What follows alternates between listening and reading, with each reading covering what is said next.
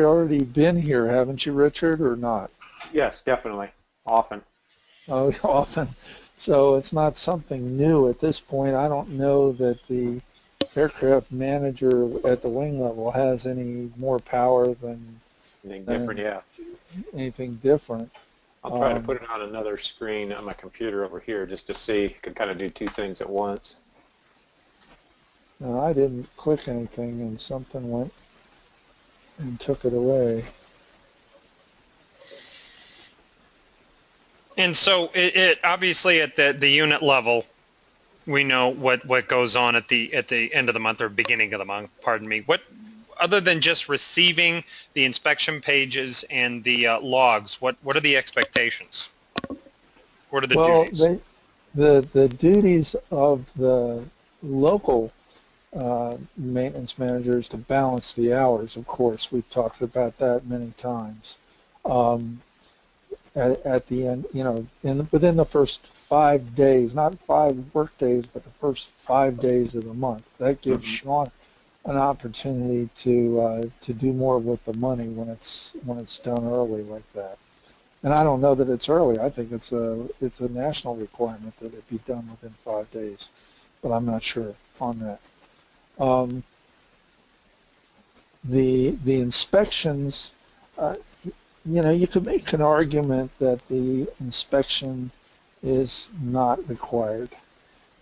It isn't required except at Nevada Wing, and the reason we do that is because in past history, when I first became aircraft manager, it was obvious that some of the people assigned at the squadron level were not doing the work. They were Right.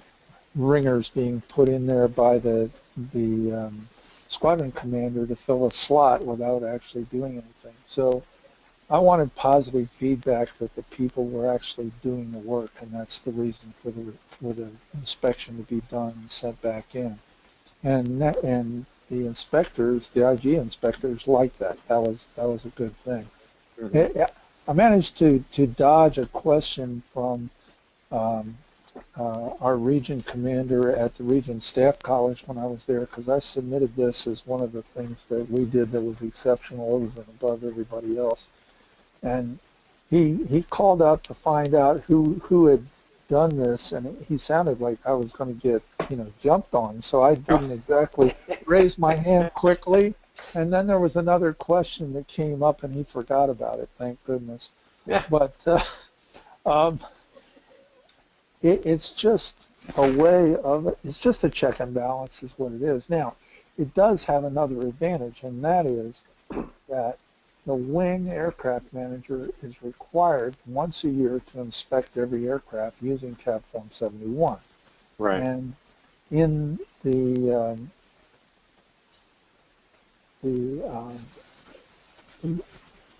God, why can't I think of the name? When the wing gets to be inspected, whether it be a SAV or the live inspection, the IG inspectors are looking for 4 years of history of the Form 71 inspections being done. Oh, okay. Okay. Now, there's one aircraft that we haven't inspected this year, actually three. The one of the old 10 is 9895 Echo.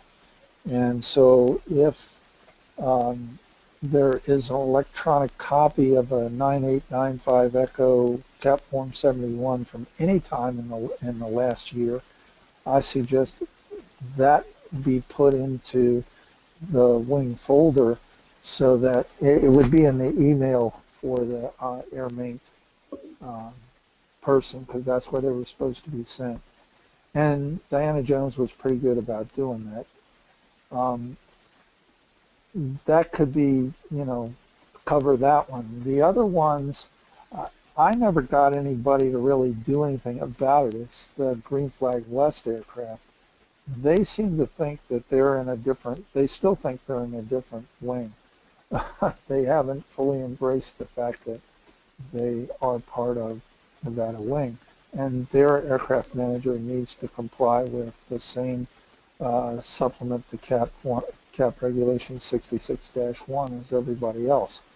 Um, I'm sorry Markham isn't here, but uh, maybe Shile, I don't know whether you can talk to him or not, but somebody needs to get a hold of that guy, because I think it's only one guy for the two aircraft, and say, hey, look, you know, we've got this procedure, you need to comply with it, and um, you know, sorry about that. And oh, by the way, we're going to come inspect your two aircraft. I, I expect that those two aircraft will pass with flying colors. They're newer aircraft. The only thing that could be a gotcha in the wing inspection would be um, things that aren't quite um, exactly in line with one another. I know that the IG inspectors are going to be looking to see that everywhere the weight and balance is stated, that it always is stated the same. So you start with the official weight and balance from the last maintenance shop to have done a weight and balance, and you take that information, and that has to be in the wing weight and balance calculator, it has to be in the AIF, and it has to be written in pencil in the POH of the aircraft. They're going to check all those locations to see that the weight and balance matches. Because if you use the wrong one, if they didn't match and you use the wrong one, you could have an out of balance situation, which would endanger the crew and the airplane. So that's going to be an inspection item. The AIF being up to date is going to be an inspection item. So all the various pages of the AIF have to be verified that they are the proper date. Now, we went through that in June when the aircraft were inspected in Hawthorne. But, of course, not every aircraft was there. The other inspection items come down to basically two more things. Do we have the insurance binder, a copy of the insurance binder that's up to date for the shops that are doing work on our aircraft? So that would be, you know, Carson Aviation Services, Chaparral Avionics, and Horton Aviation Services. I don't know why they require the wing to have that insurance binder as part of their, I think it's ridiculous personally, because national headquarters should have that insurance binder, not us. They're going to be the ones suing the shop if something goes wrong. They need to have it, and they do get it. It gets passed up through the chain of command and gets to national headquarters. So that's that. Let's see, the other item was, the aircraft logs. So the airframe log and the engine and prop logs all have to have the correct entries in them, not missing any inspection dates, for instance. And those things need to have been transferred properly into Wimmers. So Where do, as far as the logs themselves, I know from being a squadron aviation or aircraft manager, you know, we see, yeah, the logs are held at this maintenance facility and so on. Should we be now starting to access those just to make sure everything is current? yes, and I suggest for the northern aircraft that, Rich, that you find a date. You can go with Mike Wojcik down to Carson Aviation and take a look at the ones that are there. Now, they may not all be there. Like the Truckee one may be up in Truckee. I don't know. Right, right. And welcome aboard, Markham. So the down south, then Markham, and I believe Markham, unless it's been changed, Keith Lockhart is still an assistant down there. He was one of my assistants. But you guys should take a look at the log books for the aircraft that are down in the Las Vegas region and make sure that they are all up to snuff. Because at this point, for the inspection coming up, we do not know which aircraft are going to be inspected. I think I probably beat that whole thing to death, and it's being recorded, so that's good. Markham can catch up with the recording later. Markham, we started talking about the things required monthly, and then I just kind of folded that into what's being required for the wing inspection. Okay. And I went through a whole list of things there. Other than those things, I know, Richard, you were party at one of the inspections where we didn't have a metal trash can to store the rags. Correct. And we had to not only get a metal trash can, then later we find out we had to get a specific trash can, which you have since gotten for the Reno aircraft. Right, the fireproof ones or whatever it was, right. Right. So, you know, it's not in the regulation, it's not in the airport authority information, but the person doing the inspection of the aircraft is, if it's parked in a hangar, they're going to look at that hangar and see, you know, is it clean? Are dirty rags properly stored? Are there cleaning materials? Is there a fire extinguisher, and has that fire extinguisher expired or not? Hopefully before the inspectors come, they'll be telling us which aircraft they're going to actually inspect. And since they're coming up north, I would assume, perhaps erroneously, that all the aircraft to be inspected are going to be in the north. But there's no guarantee on that. They could supply money and say, fly 775 Charlie Papa out from Las Vegas as well. Now, potential gotchas for the CI. We've had a couple of occasions where aircraft managers have missed the 6-month rule on oil changes. This has always been a source of confusion because the regulation says 6 months, but the enforcement of it is 5 months plus a few days.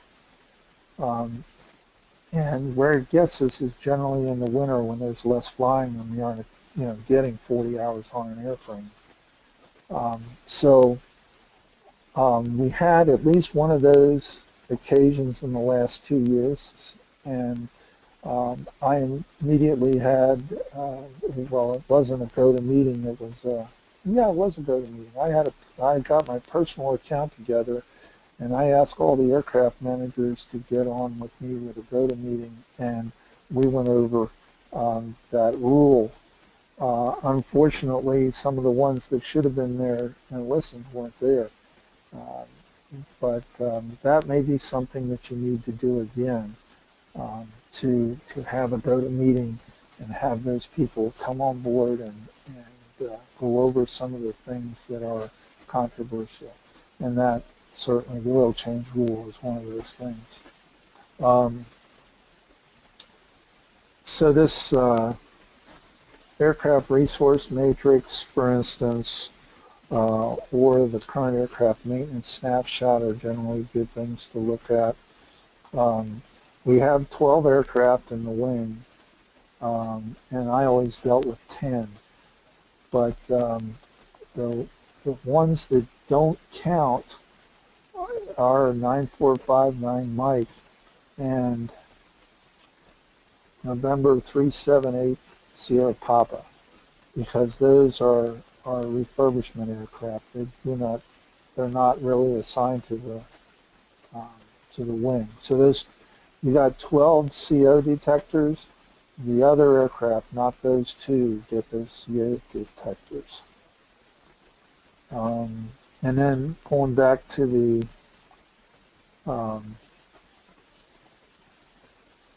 maintenance module again and looking at the maintenance snapshot, I think it's pretty much necessary to take a look at this maintenance snapshot once a month at the beginning of the month so you can see what's going to expire. later on in the month, and then um, cajole those aircraft managers to make sure their aircraft are taken care of. So if I can interject there, so if we do notice that an aircraft is coming up for whatever it might be, 100-hour, 50-hour, that kind of thing, how can we verify that it has been scheduled? Is it best to call the specific manager at the squadron level, or would it be better Yes, to call the shop? Okay, squadron level. squadron level, because you want that person talking to the shop, really. Right. And as far as also location, for the most part, are the aircraft, if they're in the north, are they going to Carson City? And then if they're in the south, are they heading down for the maintenance facility there? Horton, yeah, Horton Horton, okay. Aviation, which is at North Las Vegas Airport. Okay. Is there any sort of a line where they go one way or the other? No, in fact, 775 Charlie Papa, which is stationed at North Las Vegas, spent a couple of months up here at Carson Aviation. I guess they had some major problems a couple of years ago, and it was time for a 100-hour and a bunch of other stuff. So the aircraft was up here for doing O flights during encampment, and it just got flown from Stead down to Carson, and that's where it sat until things were taken care of. Okay. There's no reason other than funding why all the aircraft in the wing couldn't be flown to Carson City, or vice versa. The thing that I am a little unsure of is the status of a contract with Horton Aviation Services. Okay. I know that Carson Aviation has a contract, but Horton may be a little different. Horton was kind of operating on a gentleman's agreement, so far as I know, um, with National Headquarters. We had fired a number of years ago, fired the shop in Henderson that was working on the aircraft because all at once they decided their tourist business was more important than Civil Air Patrol, and they weren't working on our aircraft when they were due for maintenance. They were sitting at their facility. Is there ever an instance when a particular squadron may have difficult time getting their aircraft there, and then we would need to step in and arrange for transport? Potentially. Okay, so that offer should be there. Yes. Okay. Now, weather is often, when you look at Truckee, for instance, Truckee is often socked in with ground fog. They can't even leave until 2 o'clock Yeah. in the afternoon in the winter. Right. So that can be problematic. Weather can prevent you from making a 6-month oil change, for instance. Now with the 50-hour thing, again, 50 hours is 40 hours to 60 hours. Somewhere in the middle there is where the oil change needs to occur for that. Right. And that gives you some flexibility. And also with a 100-hour, there's no penalty per se for taking an aircraft in at 92 hours. National Headquarters would like to see the aircraft approach 100, but anything over 90 is acceptable. So Right. that's basically where they go. And let me just Um, jump in with something real quick, something to keep in mind for all the aircraft when we come to September. We absolutely need to make sure if we have aircraft that are going to need maintenance by September, whether it's an oil change, whatever, it's got to get done by then because that's the winglet exercise, the evaluation that the Air Force comes in and takes a look at. And we don't want to run into a situation in the past where we can get one sortie out of a plane and then, shoot, it's got to go to Carson for an oil change. So if it means cajoling, moving some CD missions around from one plane to another in order to try to, get it as close to 50 or 100 or whatever the heck we have to do, and obviously more information will come out the closer we get, but that's absolutely the time we have to have all the aircraft up and running. So in August, even as far as July, if we can start looking and Right. seeing how we can pace that out, that's a consideration. And so for our purposes also, again, just to kind of confirm, we'll be sort of back there just looking through numbers and making sure, hey, you're aware this is coming up, that kind of thing, and making sure the arrangements are being made? Yes. Okay. And now, the other part that happens is on a day-to-day basis, the aircraft managers should be calling one of you to let you know that there's a problem with an aircraft. I mean, certainly you're going to get the email that says, you know, there was a discrepancy that was entered by so-and-so on such and such an airframe. But you need to be in the loop as to what that discrepancy is. Okay. Because one of the things that happens, and so far Horton and Carson have been dodging this a little bit, is there's a form that CAP Form 176. CAP Form 176 says it's for major maintenance. Well, major maintenance is anything that costs more than $200. And basically it boils down to, and you can use it for other things. For instance, if an airplane is missing a sticker and you don't have an extra copy of that sticker that you can send the local aircraft manager, you can request it on a CAP Form 176 and have it actually directly sent to that aircraft manager. I see. You can, the shop is going to call you up and say, look, I'm sorry to say, Rich, but the alternator on 9725 Romeo was fried. We need to get a new alternator, right? You're not reading my mind, are you? And theoretically what should happen is you should be writing up a CAP Form 176 and faxing that to national headquarters. Okay. But Tim Hahn's been doing all that stuff for the last several years. Okay. So, I mean, he has the power to do it. He knows where to send it. And Horton's been doing the same thing. Horton can't update records, but he can fill out a Form 176 and send it off. Now, is that really kosher? Not 100%, but what it does is it takes two business days out of the loop on getting a part for that aircraft, whatever it is. Sure. Because if you have to touch it and handle it, that can be an extra 2 days in the process. And you got to think of it from the standpoint of they're a business trying to make money. The more that airplane's parked in their hangar and not getting worked on, the less work they can do on other aircraft, and plus the cash flow situation as well. They want to get the things done. You kind of have to remind them, and I think now's a good time since we've had a changeover of wing aircraft managers, that they need to include you in the loop. Even if they're doing something on their own, that's wonderful. That helps you out. But they still need to send you what they sent national headquarters so you can know what's going on. Horton has been particularly bad at that with me.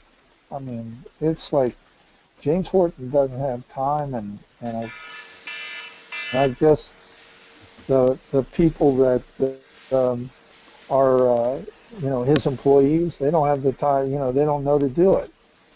So it might be a good idea to get a handle on that particular thing.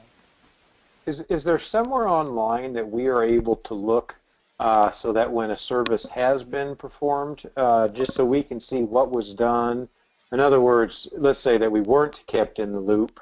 How do we figure out exactly what has happened? You should get a copy of the bill. Okay. Okay, and that should tell you all the work operations that were done. And for some of the time in the past, Horton was really good about it. I even got the notes that made up the background for what was on the bill. Okay. But Rich, if you go to wing headquarters, there's a mail basket that has a bunch of other stuff in it, but as you enter the big room that we usually meet in for Reno Squadron meetings, there's Correct. there are 4 baskets on the left-hand side just as you're entering that room. Yeah, right by the radio room. I know right where you're Right. talking.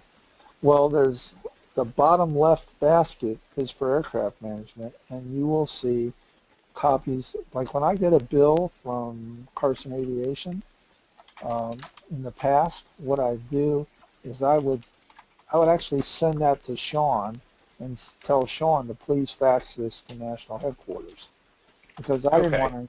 want to incur the telephone expense on my personal phone and then have to get reimbursed, number one, and number two, she prints it and puts it in that basket. Okay.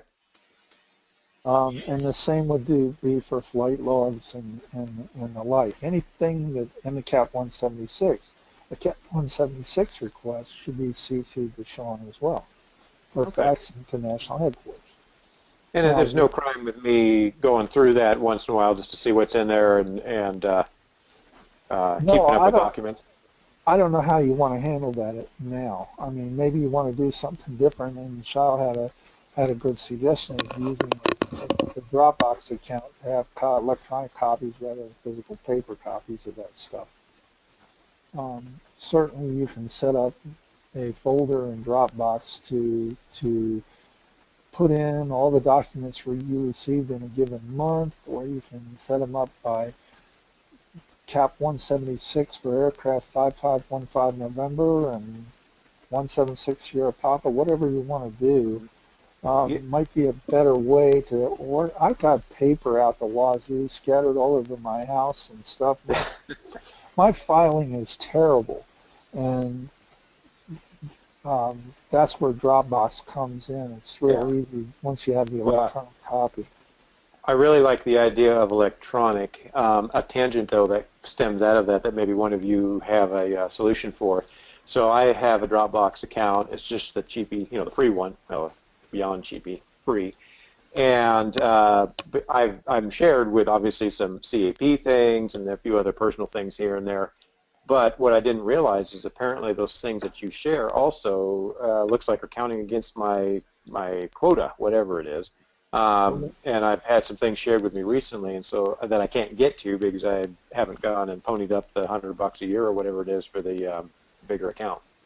Well, I don't know, but Shaw might be able to address this with you elsewhere. But I thought there was a way that you could have a link to the Wing account without having it count against your own personal. That's correct. And what we could do for a couple things, and I got to tell you, I don't know what how many gigabytes have you got now on Dropbox, Richard? Let me call it up and I will tell you. It's whatever comes standard. Okay. They give you a half a gigabyte free, and so what I did, I gave extra credit. I know this is terrible. I give extra credit to my students for installing Dropbox and signing up for a free account.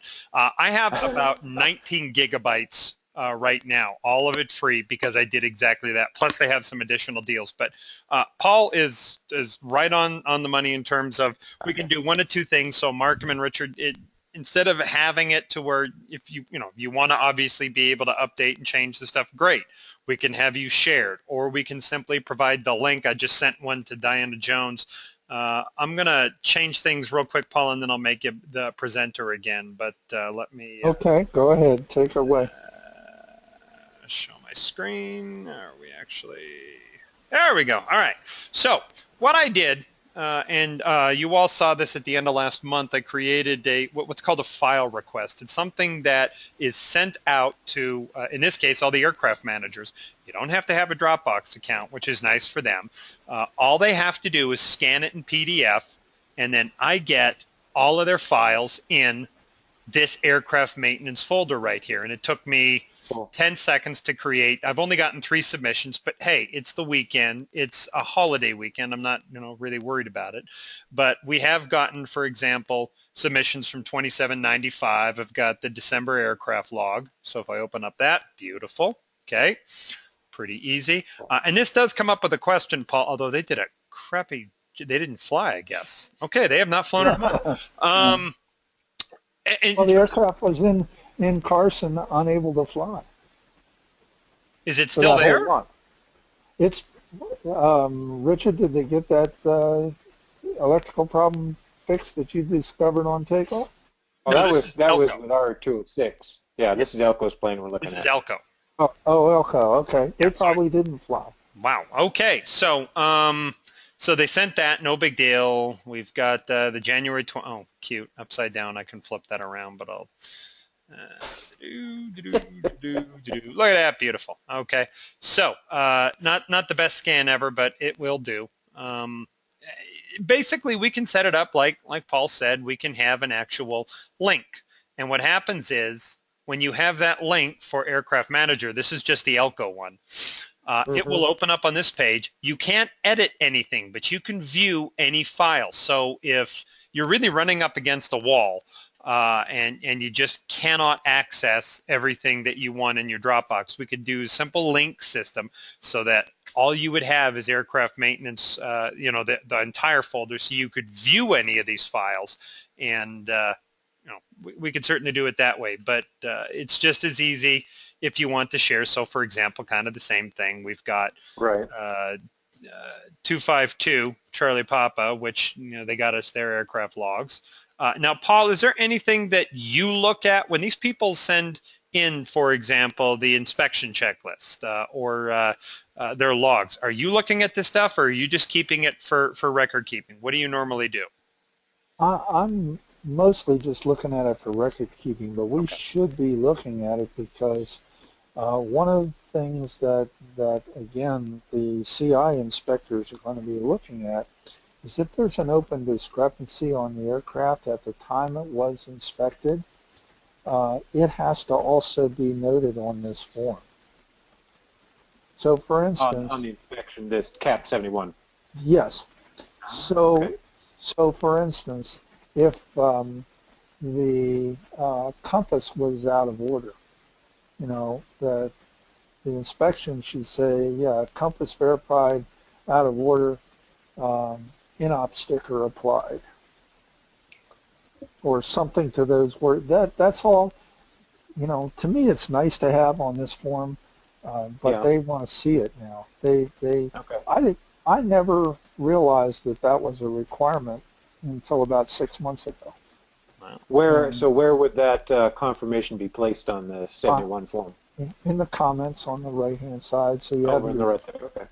your yes/no question. You might just say, I don't know, in the e-services, let's look at a discrepancy, but I'm going to may make you be the presenter, Paul, so if there's something you want to again. show, you can do that. Okay. So this is 9725 Romeo, and I'm going to have to try and shrink my window a little bit here so I can get the drag down bar.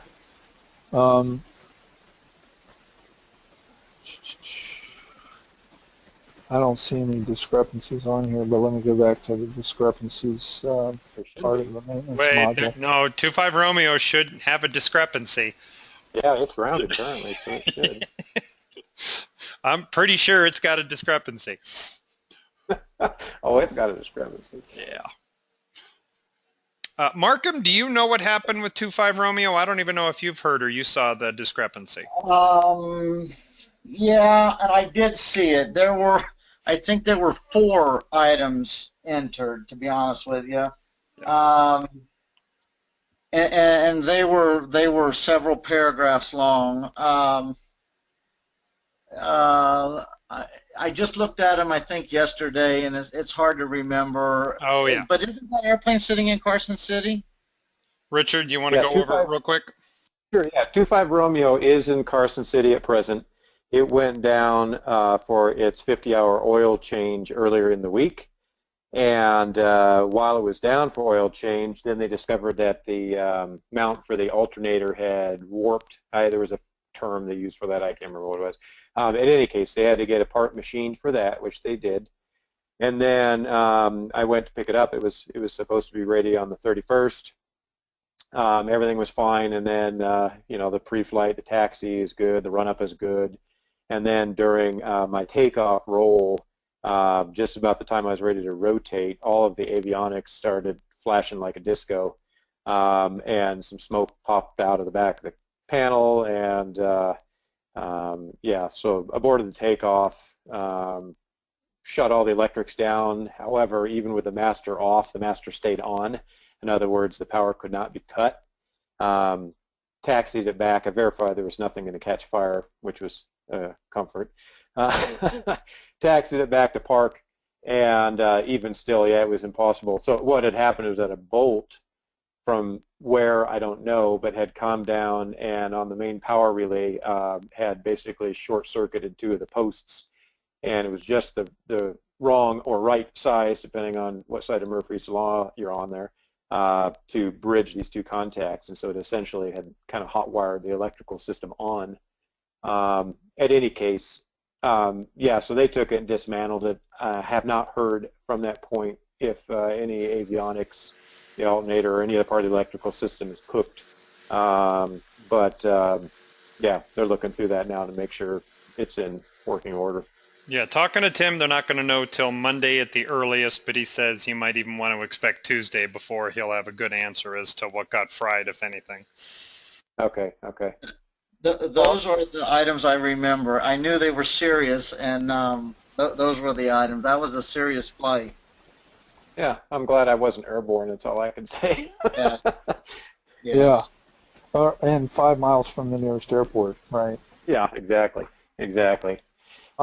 Okay, so I called up a discrepancy here. This is 3022 Echo, which is at Minden Airport.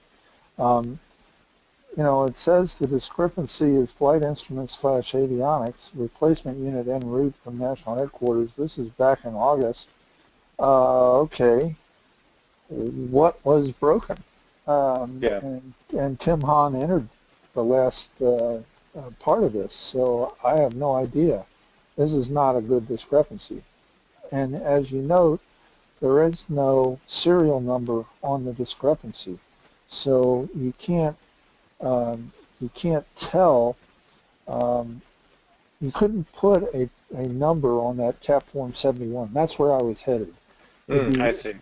It would be more helpful if, you know, you could put 815 TAC 2059.2 Yeah. next to flight instruments avionics on the CAP Form 71. That would be one way of doing it without having to write the whole thing out in that tiny bit of space that they provide on that form. So basically then what we're saying on the CAP Form 71 is, yes, we have verified that discrepancy and we acknowledge it is as it is stated. Uh-huh.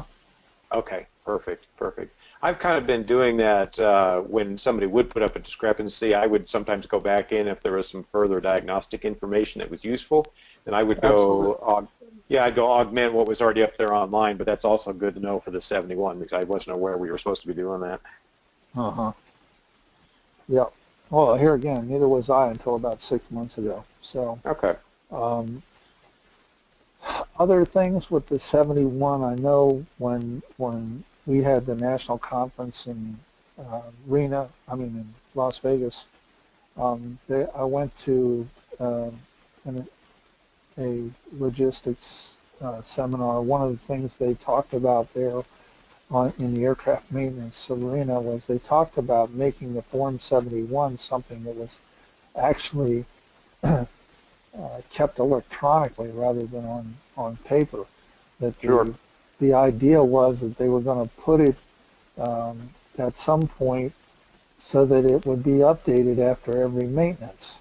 Well, I think it would be great to update that after every maintenance and to have that be automatically post to the AIF page that you can print out. I mean, there's some definitely, they want to see consistency between the documents, and they're getting more sophisticated, but they're not there yet where you enter one piece of information once and it gets populated every place it has to be. That would be really helpful. They did do something that I really applauded this in the last 6 months, and that was they took away the responsibility of the wing maintenance officer to sign the bottom of a aircraft checklist. Hmm. I always thought that was, here they are, they're changing my checklist, scrapping the stuff that I put in there for a specific aircraft, and then telling me I got to sign what they produced. Yeah. I thought that was a little ridiculous, and I'm glad that whoever fought that battle, and it wasn't me, won out, because it made no sense.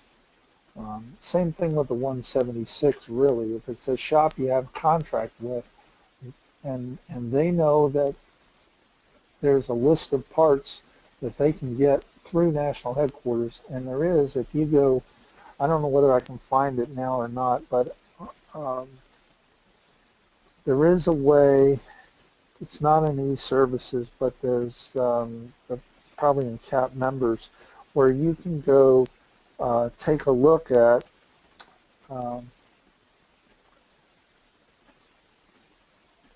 wonderful. Just got it knocked out. Come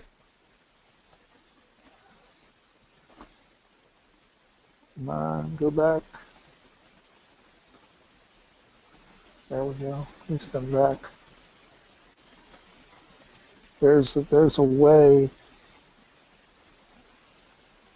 on CAP members, I think it is, where I'm sorry, I'm using the touchpad and I don't usually use it, Oh, sure.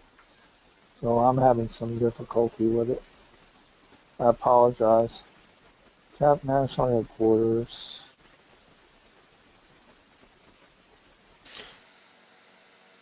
Paul, what is it you're actually looking for? What I'm looking for is there is a web page that is aircraft management, and under that, and here you see the people. This is what I was looking for, labor and parts pricing guide. So in consolidated maintenance, there are parts that are supplied by national headquarters. Mm-hmm. And if a shop wants to substitute a part that they have on hand, they basically have to substitute it. It has to be a certified part, and they have to substitute it at a price at or below this parts and pricing guide. I see. Okay. Now, I know Tim Hahn fought some battles to get national headquarters to realize that a recapped tire is more cost effective than a brand new tire for an aircraft. And Tim went around and around with national headquarters on this and finally convinced them that recap tires were better. I don't know that they have it in this labor and parts pricing guide, but it used to be we'd have to file a CAP 176 form to get a tire for an aircraft. Wow. When the shop probably has some, at least Flight Hawks, in stock. And then the Flight Hawks don't last that long. They're weak tires compared to a recap tire. So by getting a recap tire, the tread lasts longer, and it costs less than a Flight Hawk, which is a little over $100. Hmm.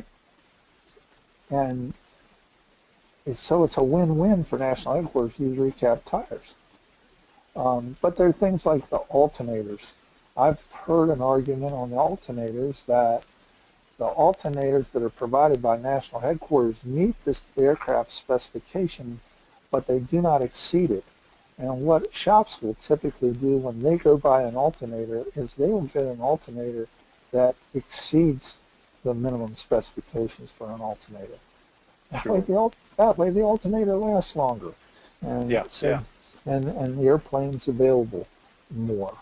I mean, what is the objective of our maintenance program is to have 100% of the aircraft available 100% of the time. Of course, that's not possible. We're dealing with old aircraft and requirements for maintenance. But if you take away the scheduled maintenance and say that's part of my 100% available because I have to do it, and just look at the unscheduled things, you definitely want to minimize the unscheduled things. They tend to be expensive. Right. and sometimes the aircraft can be down for a long time. But it's normal to have a prop rebuilt when it's time to have a prop rebuilt. It's normal to have to get a rebuilt engine when it's time to get a rebuilt engine. And the aircraft's going to be down for a while during those times. Wow, I think I'm pretty well talked out. If you guys have any questions and things I didn't cover, please bring them up now, and I'll try and answer them. So I guess kind of in summary, just again, I've been keeping a couple of little notes here, but as manager, we're sort of, I don't want to use the term hovering because that doesn't give good implications, but sort of hovering over the squadrons just to verify that everything is happening as it should be happening. That's kind of the main gist of our job, if you will. Well, it is, but it's only to protect yourself from the command inspection items. Really, you're their support. Any wing staff job is support for the squadron level. Right. Well, I'm looking at it as safety also, so that we can make sure the aircraft are in top performance order. I mean, that's sort of the goal of them anyway, especially if they're being used for any mission work. So that's, absolutely that makes sense. Between being assistant and the primary, how will that divide up? Well, I think that's up for you guys to decide. I mean, I never had assistants for years and years, so it's a new concept to me. But, okay, so we can. But there's definitely an advantage to having an assistant in the location where the wing aircraft manager is not, because yeah, sure, you can kind of split it up. You can split up when it comes time to visit a shop. And I used to do this at Carson, and I know, Rich, you've been at Carson many times when you deliver an aircraft or pick one up. It helps to go to the shop and say, okay, you've got 3 of our aircraft here. What's going on? You need my help in any fashion. That's part of it too. It's not like we're really doing an inspection of their facility, but what if you walked into a shop that you were doing business with, and the shop was completely disorganized? There were aircraft parts everywhere. They weren't, in ways that didn't make sense, is what I'm talking about. Maybe, and particularly if you were having trouble with that shop, i.e. they were fixing stuff, but they broke something else, or they were fixing stuff and it wasn't fixed, they were signing off on it, darn, that's bad. And you're the first line of defense on that. I mean, no good shop wants to sign off on a repair, and because they're signing with the aircraft's airworthy. Their license is on the line if it's not airworthy, and they sign it. Right. But you want to catch those too, and I'm hoping that we don't encounter that with the shops we're doing business with right now. They seem to be okay. Not that we haven't had a problem, i.e. 9725 roaming with this nut that never should have been loose, never should have been in the wrong place. In my opinion, that's super bad. I hope we don't encounter that again. But let's say we had another instance that was just as bad, still didn't involve loss of property or life, in another month from that shop. Now you got to look at their safety record and say, hey, wait a minute. What's going on? Yeah. What's going on? What's changed between now and 6 months ago? Why is this happening? And maybe we need to find a new shop. Yeah. Okay.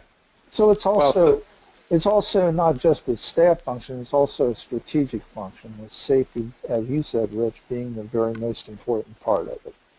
Okay.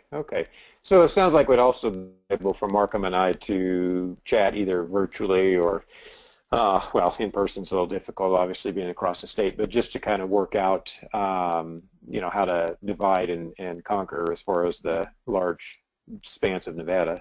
Yeah, I'm sure we will be talking on the phone a lot. because of you're being in the northern part and me in the southern part. So there's no doubt we'll be talking on the phone numerous times. Okay, okay. Well, and as far as that's concerned, I mean, I respect the position of being primary. I don't know if you know that symbol of finger on the tip of the nose, meaning it's not me, but no, just kidding.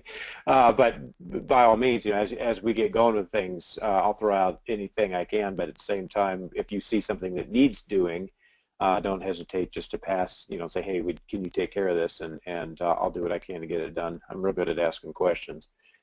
Okay. Okay, now let me interrupt here a little bit with some other thoughts I had. One is, who are the people we're dealing with at national headquarters?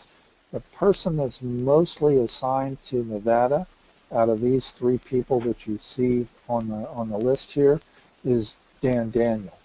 And Dan's a great guy. He knows his stuff with the airplanes. He's been a delight to work with, but sometimes he delegates stuff to Paul Skinner or Gary Arthurs. I have dealt with both of them in addition to Dan, but Dan has primary responsibility for, I think, Pacific region, for example. So these are our national aircraft managers then? Correct.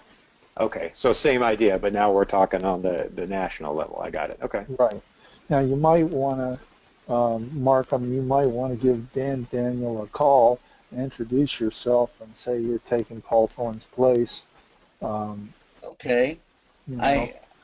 I know I've been in James Horton's shop numerous times because I live really close to the airport, and he talks to Dan Daniels very well too, so it makes it easy, I think. But I definitely want to talk to Dan when I, as soon as I get a chance. I'm probably going to start making some phone calls on Monday and next week because it's definitely past the holiday season now. Right. Mm-hmm. Yeah. Well, and all three of these guys are great guys. I mean, I got an opportunity to meet all three of them when I was at National Staff College back in April. So, and Dan was down here in Las Vegas when we had the national conference in Las Vegas there. So they know our conditions. I think they're more worried about some other states than they are Nevada. I mean, and I should mention this too. When you do an A9 flight, okay, that comes out of a budget that's given to Nevada Wing for aircraft management. And National Headquarters has, of course, a pot of money, a small pot, not a big pot, but they have a pot of money for aircraft issues. And they, of course, want to save money any way they can, but these A9 flights cost money. Right. Well, Nevada has a budget for A9 flights, and it's probably bigger than some of the other states because of the size of Nevada and where our maintenance facilities are. So Elko has to fly, 280 nautical miles across the state to get a maintenance done on their aircraft. That requires more planning than Reno does. And then there's the issue of, do you have a chase plane? Well, the chase plane becomes an A9 expense as well. Those things get into that budgetary issue. So we have to also realize that we can't just do A9 flights for things that are legitimately deferred maintenance. If it can be deferred and it's not a safety of flight issue or anything like that, then it should wait until the next 100-hour or 50-hour when the airplane comes into the shop. So, just be smart and save money that way, I guess. Yeah. I'm a flight release officer, and maybe now that I'm not aircraft manager, maybe that should be taken away from me. I don't know, but no. You want to be a flight release officer. I've been a flight release officer for Clark County Squadron for many years, and I released flights for all kinds of other squadrons. You don't want to give that up. That's an important. Well, it is, and I'm an AOBD qualified person too, so that's a reason for having it other than. But my specialty was A9 flights. Okay, so I got asked probably on more occasions for flight releases for A9 than anything else. And that was fine because then that kept me as aircraft manager more in the loop as to when aircraft were being moved for maintenance. Um, just kind of as an aside, one of the things too strategically we need to look at in the Nevada wing, and I'm going to blow my own horn as squadron commander in Carson City as well, is how aircraft are going to be moved around, if at all. I don't know what the status is as of this week, but I know as of about at least 3 weeks ago, there is an aircraft that's in the Cessna facility. I know you all have heard this probably, that is kind of slated for Nevada wing. I think it's the Turbo 182. The rumor was back from Afghanistan. I The don't know. Taliban Turbo, yes. The Taliban Turbo. But in order to acquire that aircraft, we're going to have to give an aircraft up. Yes. Okay. So I know under the previous wing commander, he had a plan on how aircraft were going to be shuffled around, and I don't know, but I doubt that Carolyn feels the same way as he did. Well, if I can say something on that, I would love to just keep going with the plan that you and Tim had. So let's go ahead and hear it, because we shouldn't make drastic changes now. Right. Well, this was pretty drastic change. Well, don't say you love it until you hear it. Well, I'm already liking it. Because you know what, change is good, and before I get carried away, when I saw 2 airplanes already this past month that didn't put one single hour, not even a tenth, we have a concern. But go ahead, Paul. I'm on board with what you got to say. Well, basically, the Taliban Turbo was if I have the information correctly, Tim's intention was the Taliban Turbo was going to go down to North Las Vegas, and the 206, the Turbo 206H that was required last year for North Las Vegas would get sent to South Lake Tahoe. South Lake Tahoe, and then 5515 November, which is at South Lake Tahoe, was going to go into refurbishment. That's actually a separate issue from the transfers.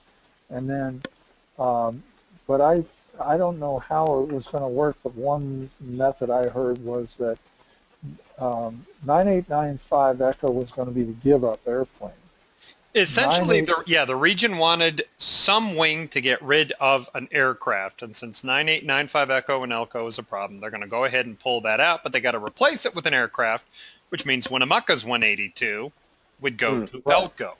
Reno's 206 would go to Winnemucca, and now we'll hit the. If you want to hit the last part, Paul, go right ahead. Well, I'm looking for an airplane. Well, what was the plan for 9459 Mike when it's refurbished, and maybe you can tell me when will it be finished? Well, the last word I heard on that aircraft was that aircraft was going outside of our wing. It wasn't going to stay here. I see. Okay.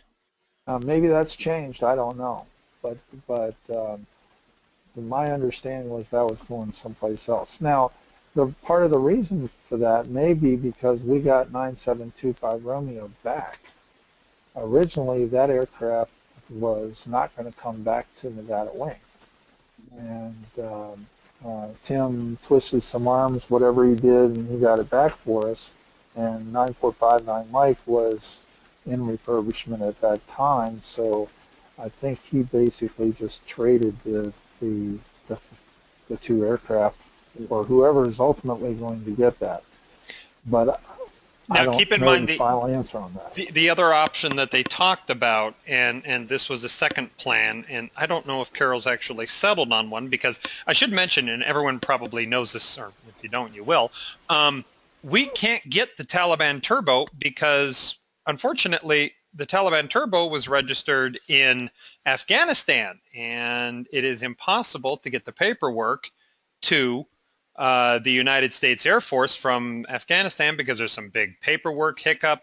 It's an absolute mess. But long story short is we're not going to be able to move any aircraft till we get that aircraft. The alternate plan, once the quote unquote government of Afghanistan gets us the registration information, plan 2 was, and it may not be so popular down south, is the 206 that's down there, the one that we recently received, would come up to Reno. The Taliban Turbo would then go, I think it's a 182, would then go up to South Lake Tahoe, and then the southern units would have to use one of the green flag aircraft. Like I said, nothing's been decided for sure yet because we're still waiting for this situation with Afghanistan's former aircraft to come in. But it is something, if you guys have comments, especially you, Markham, talk to Carol about it.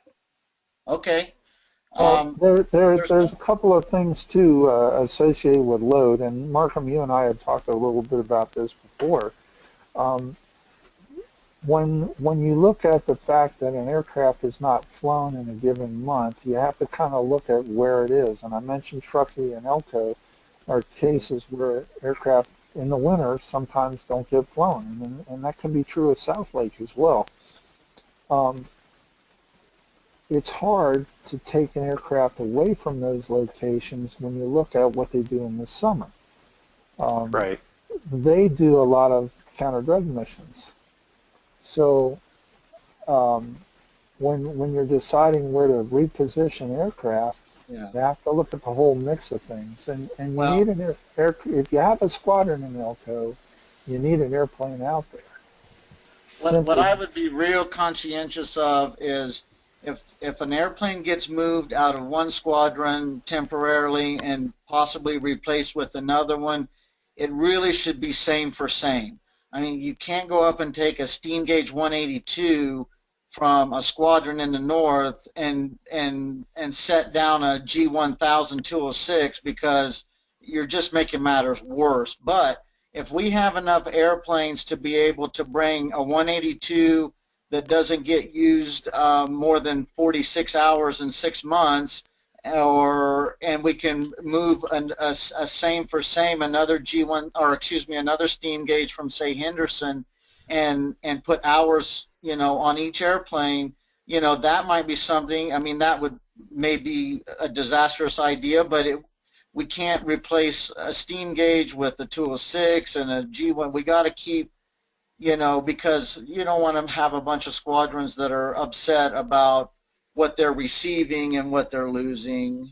And we used to do that. You're absolutely right. In fact, probably 10 years ago, that was the norm, where we would look at aircraft and we would say, okay, Elko's not flying a whole lot. We're going to go ahead and send the 182 steam out to Elko. And of course, your second point, we can't mix and match for no other reason than I don't believe Elko's pilot has a turbo endorsement or a technically advanced aircraft, the G1000 endorsement. Exactly. So obviously that's going to be a huge issue as well. So you're absolutely right. But I think it's something that you and Richard should talk about and maybe approach with Carol and say, getting some aircraft hours up, it makes sense to rotate some of this.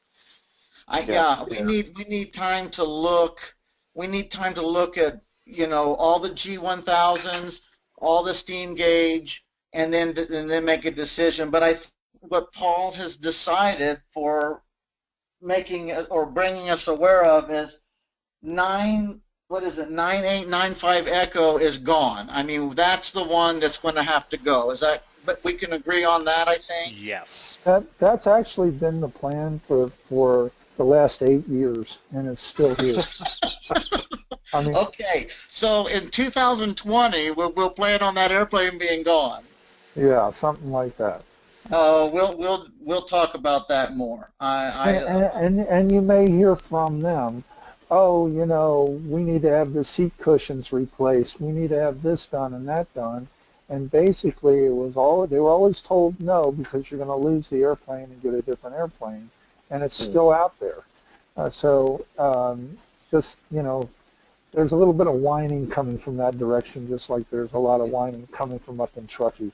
Well, I mean, one quick thing that I had without any research is say, 9.5 Echo, it has to go, like soon. And we replaced it with, say, one that they have in Henderson that is a steam gauge, 182. Everybody will be comfortable flying it in South Lake Tahoe. And then I don't know, but we'll worry about replacing the Henderson plate with something that I don't even know what it'll be, but something like that. If they get an airplane replaced for South Lake Tahoe that's similar to the one they have, they should be happy campers, I would think. Well, that's true, but then there's one other gotcha in the whole thing, and that is when you look at the aircraft that's stationed in Henderson and you look at the aircraft that's stationed in Minden, those two aircraft have glider tow hooks. I see. And so you want those aircraft near the places where they tow gliders. I see. So that just like the technological advanced aircraft or the turbo aircraft, 206 versus 182, they all those factors need to be taken into consideration when replacing those aircraft. And like I want an airplane for my squadron in Carson City, but I don't have enough pilots to justify an airplane any more than currently, other than Elko or Winnemucca or Truckee for that matter. So do I deserve an airplane? Probably not at this point, even though I want one. And there's an advantage from an aircraft maintenance standpoint of stationing an aircraft at the maintenance facility. At the maintenance facility, because then when Elko flies their bird in to get maintenance, they can take my bird out and put hours on my bird doing that, and then they fly it back and take their bird back when it's done. Honestly, that seems to make a lot of sense to me because and that saves money. That saves A9 money. Yeah, rather than getting a second plane to fly out and pick somebody up or however you'd have to do it. Yeah, that seems to make a lot of sense. In terms of in terms of shifting the aircraft around, just to make a couple of points clear, there are two places where the aircraft can never be gone from. That is Elko and Winnemucca. We will absolutely have to have aircraft there, so that's a non-starter. There are two locations where they can pull aircraft from, and they probably will, and that, of course, is the Las Vegas area and Reno.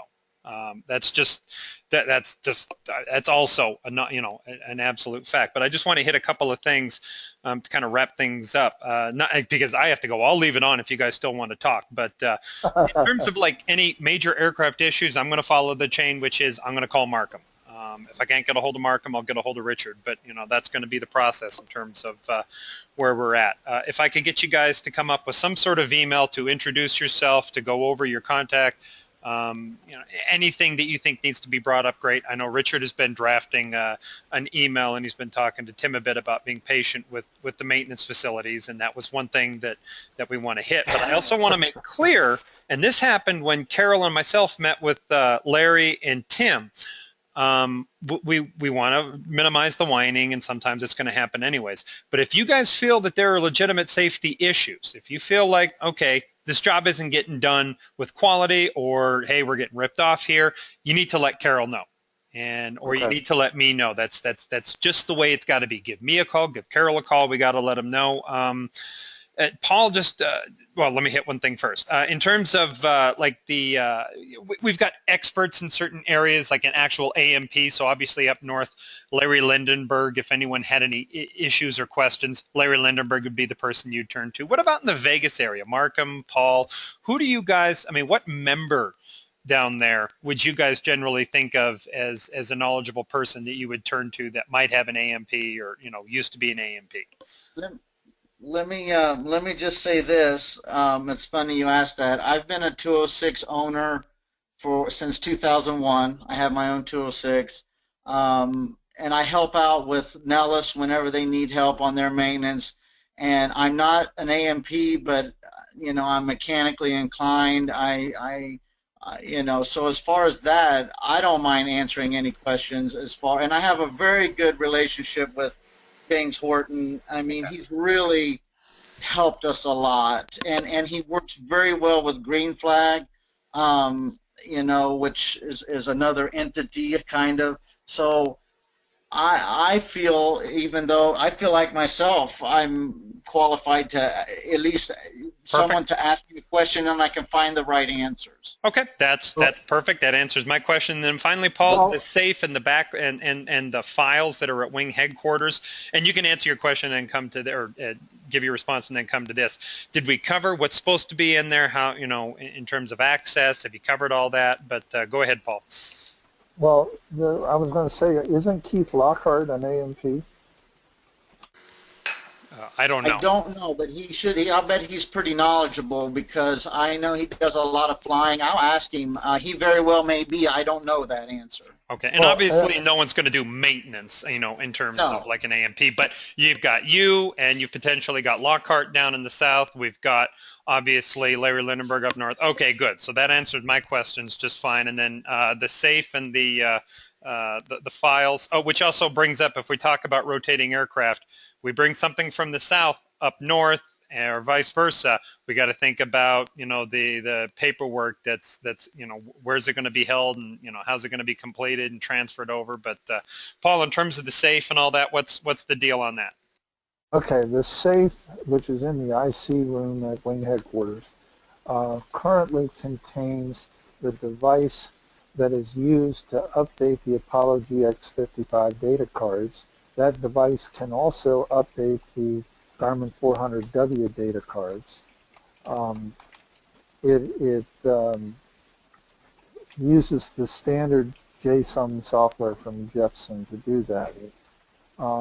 The Apollo GX55 updates are done once annually. You have to request them from national headquarters.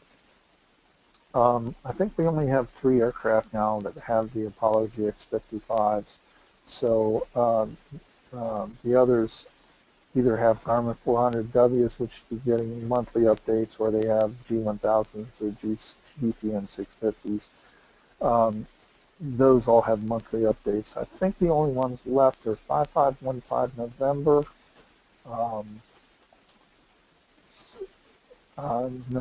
9557 X-ray, and I'm trying to think, and no, 9844 Echo, which is down in Henderson. I think that's correct. It says 9844 Echo shows in Winnemucca. In Winnemucca, okay. I'm trying to think, what aircraft's in Henderson right now? Let me look.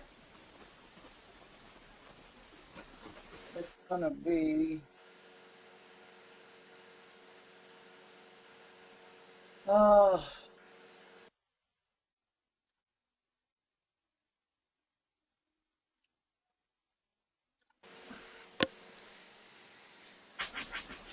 I think it's that one. Isn't that that one?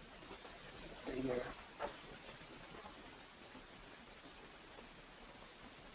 Blah, blah, blah, blah. Get back into Winners. I think it's Isn't it that 176 Charlie Pop? No, it's not that one. It's got to be. No, it's got a tow hook. Is it 9.3? 9.3 X-ray? 93 X-ray, yeah, that's the Okay. one. 9493 X-ray.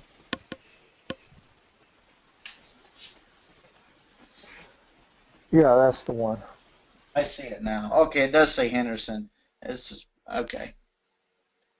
So anyway, they can all 3 aircraft can be requested on one form, one CAP form 176. And again, they have to mail you the data card, and then you do, whoever's got the device, has to update the data card and then mail it back to them. I would like to leave that in wing headquarters and you know, probably ask Richard if he'd be more than willing to update him since he's up there. Yeah, now he sent me a flash message on my iPhone that his router rebooted, and so he got knocked offline where he's not hearing any of this. Well, then I definitely want to ask him. There you go. Hey, Richard, if you don't like it, now's the time to speak up. So just say you don't want it, and you won't have to do it. Yeah, I definitely want to leave it in wing headquarters then. Now the other thing that's in the safe at wing headquarters is old logbooks. In other words, an aircraft gets maintenance over the years and the logbook gets completed and you get a new logbook for the aircraft. Well, that new logbook then goes into that safe. And that's so if the airplane is disposed of, we have the entire set of logbooks for that aircraft, and therefore the aircraft is that I think that adds like 25% to the sale value of an airplane is to have complete records. That was good information. That was great information because we're talking about 9-5 Echo going away. So I'll make sure, or whoever makes sure, that that logbook is retrieved if there's any old logbooks for that airplane. Otherwise, it probably doesn't happen too often. Hey, everyone, I just got back online. I'm not sure what happened, but my internet service just had to reboot here for some reason. So Boy, did you pick a bad time to leave. I guess so.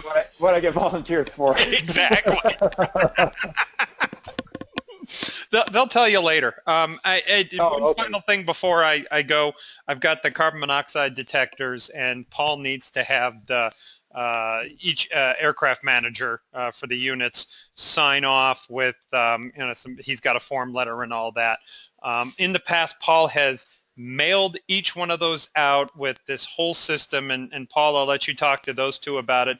Guys, just send me a text or an email. Let me know how you want to handle it. I've got them all sitting actually right in front of me right here. I have to go, but thank you guys so much for coming on. And like I said, just let me know how you guys want to handle that, and I will talk to you later. Thank you, sir. Perfect. All right, take it easy. Fish out. Okay, so hopefully when the organizer hangs up, we don't get hung up also. But basically, I had this form letter, which I know I sent to you, Rich. I think I sent to you also, Markham, a Word doc. Yes. Okay, recently or a while back? And I spelled your name wrong. I spelled it M-A-R-K-U-M. So you might want to update that with the proper spelling of your name. My apologies. That's okay. But that form letter, what I would do is I would put the CO detectors in a padded envelope, like a 5x7 padded envelope, and I would put the CO detector in the form letter and a self-addressed stamped envelope in the packet. I know, Markham, you've received them, and Rich, you've been handed them in by hand instead of through the mail. But yeah, well, me too. Yeah. But basically, the idea is that form letter was then in turn sent back to wing headquarters, and Sean would log the mail in, and it would be kept as part of the file for aircraft managers. And now with Dropbox, you can do the same thing, basically. Okay. And people can elect, if you make it a PDF form when you send it out, people can sign the PDF form, assuming they have an up-to-date version of Adobe Acrobat Reader. And so it's an electronic signature and all that, but the other information on that form, of course, is the TAC time of the aircraft and the FAA certificate number of the person signing off on it and the date. Okay. So that is an over and above thing. National headquarters, there's no regulation that requires that. But the purpose, again, of the Form 71 monthly inspections and the return of this information on the CO detectors is to ensure that the local squadron aircraft manager is doing their job. Right, right. Yeah, it helps. I mean, it helped me for many years to make sure that, it doesn't get forgotten and whatnot. So it's important. Yeah, And definitely. there's one other thing. I mentioned a lot of things for the CI, the command inspection, but there's one thing that has to happen, and I don't know if Carolyn has done it yet. But the Nevada Wing Supplement, the CAP Regulation 66-1, needs to be reviewed and signed off by Carolyn and then sent up through the chain of command to National Headquarters. The reason was not because it has to change, it's because the wing commander has to sign off on all supplements. Okay. Now, you may look at that supplement and say, hey, I don't like this provision here at all. It shouldn't be in regulation. It might need to be made an operating instruction instead. And at the wing level, you need to understand the difference between an operating instruction and a supplement. A supplement to a regulation is, in fact, a regulation and is auditable by the IC. An operating instruction is not auditable by the IC. It's just a policy statement. Okay.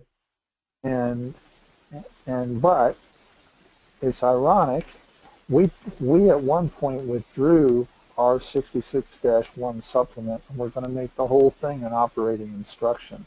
And during the SAV, the IG came to us and said beforehand, before we even got to the SAV, and says, no, you're required to have a supplement for 66-1. And we went, okay, how do we handle this? And we just reinstated it at that point. Mm-hmm. But when I wrote up that 66-1, what I was a supplement was, again, I wanted to clarify the rules of the local aircraft manager and pilots, because we had pilots that weren't logging discrepancies and weren't doing their part, and we had aircraft managers that weren't doing their part. So I felt that by putting it down in the supplement, I was giving them a job aid. This is what you're expected to do. Not that pilots read the 66-1 supplement, but you might need to, in the next wing conference, for instance, mention or at a wing staff meeting, go to Gene Pasinski, who's the operations guy, and say, Gene, you got that supplement out there for 60-1. Assuming there is a supplement there, I've forgotten. This 66-1 supplement has information that pertains to flight release officers and pilots. They need to know about this as well. Can you disseminate that to those mailing lists? Or do we need to talk about it during the wing staff meeting, for instance? Right, right. Okay. Rich, are you planning on going to the wing staff meeting in February, or Is this? this is the one in Hawthorne? Oh yeah. I can. I think so. I know I've been kind of floating around that idea and trying to figure out if it's first necessary and second good idea and all that kind of business. Trying to look to see if I've got the. Markham, I assume you're going. If you're not going, you might want to send Richard in your place. Yeah, no, I was planning on trying to go. Okay. 6th and 7th. Yeah, I've got it down on the calendar. I was trying to find a ride down in an airplane. That's all. Oh, I got you. I got you.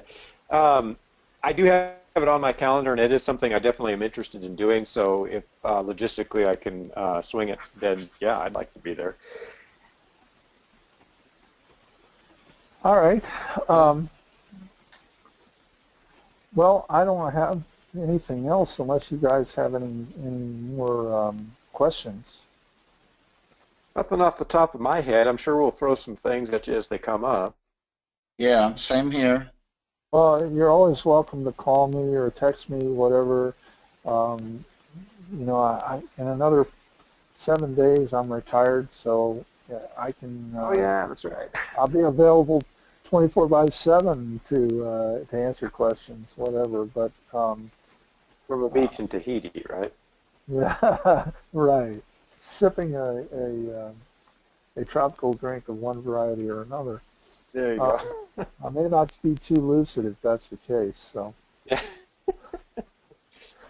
um, but no, I have to, you know, just the squadron commander now. I just have a different set of responsibilities, but my heart is still with Wing and the aircraft manager job I've been doing for 5 years. So, Okay. Okay. and when it comes down to doing aircraft inspections in June at Hawthorne, I don't know what I'm going to be required to be present for as squadron commander, but I may be able to help out with an inspection or two there, just like you helped out this time, Richard. Perfect. Yeah. Okay. That would be great.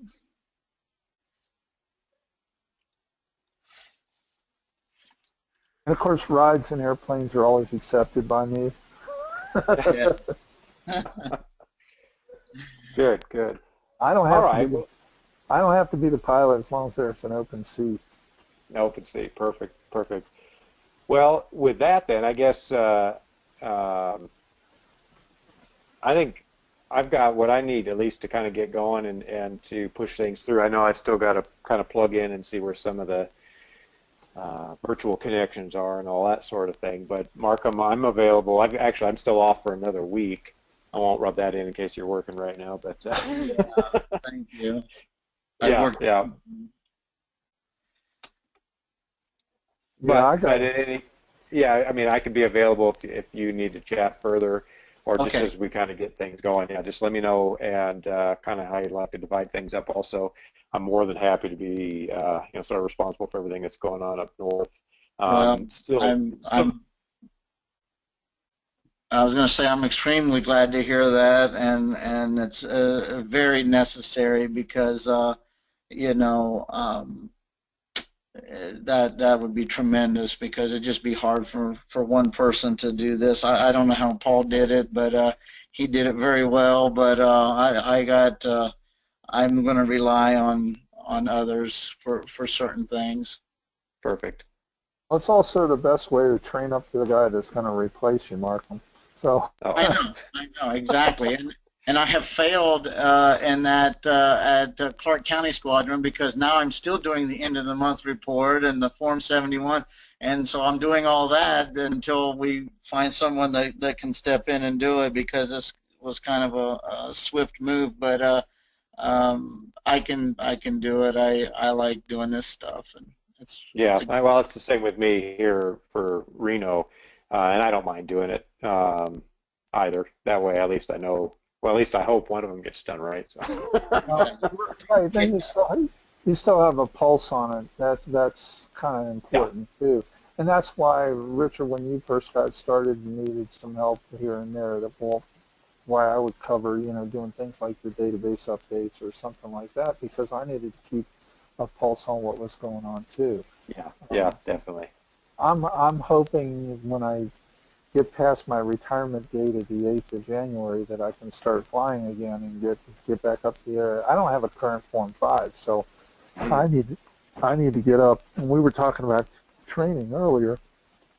If I go up in Charlie Alpha um, and get my Form 5 in that really covers my Form 5 and all the other aircraft except the Gippsland GA8. Right. Right. yeah, And so from a personal expense perspective, flying that aircraft for a Form 5 is the way you want to go. Or, Oh yeah. because you got the turbo and then you got the G1000 and it's, as far as CAP is concerned, the 182 and the 206 are the same category aircraft. Although I would submit to you that the way they handle is a bit different. And Yeah. even though I'm not getting a 1.5 in the 206, I still want to fly the 206 before I go take passengers again, other than Sure. a flight 206 instructor. is a fun airplane, a 206. Like I say, I've had an old 206 since 2001, and I like flying the new 206s. It's to me, it just feels like a real airplane. Yeah, it's a Uh-huh. good bird. They're a little heavy on the controls, Little. and they require more attention on landing, for sure. But that Yeah. kind of heightens your awareness. As long as you're expecting it and you're controlling it, that's what the importance is there. Yeah. We just had a pilot down here, in case you hadn't heard. He flattened a tire on the brand new 206 because he just doesn't have the experience that he needs, I don't think. And I need to address that quickly with Carol, but it's been proven just a few days ago that it's difficult, to land a 206 if you don't have a lot of hours in them, and this guy Mhm. just proved Yeah. Yeah. They well, there are several ways you can flat spot a tire. One is applying the brakes too heavily. Another is being too much side load when you land. it. Yeah. And in that aircraft, if you don't apply that right rudder when you flare, you're going to side load some tires. Yeah. Yep. Yep. So, yep, I respect them very much. Yeah. Yeah, I like 206s. All right, guys, All right, Okay. thanks a Super. lot. that's good. This is awesome. Really, thank you guys a lot. I'm glad I was able to be on here because I think it would have been a short call if I wasn't. Yeah. Yeah. Definitely. Not Good. Well, bragging, but just we accomplished a lot as a result. yeah. Definitely. Definitely. Well, appreciate everybody's availability, and yeah, I know we'll be talking soon. All right. Well, you guys take it easy, and like I said, call me anytime. Okay, Perfect. thanks a lot. Thanks All so right. much. Bye, guys. Bye-bye. Bye. Bye all.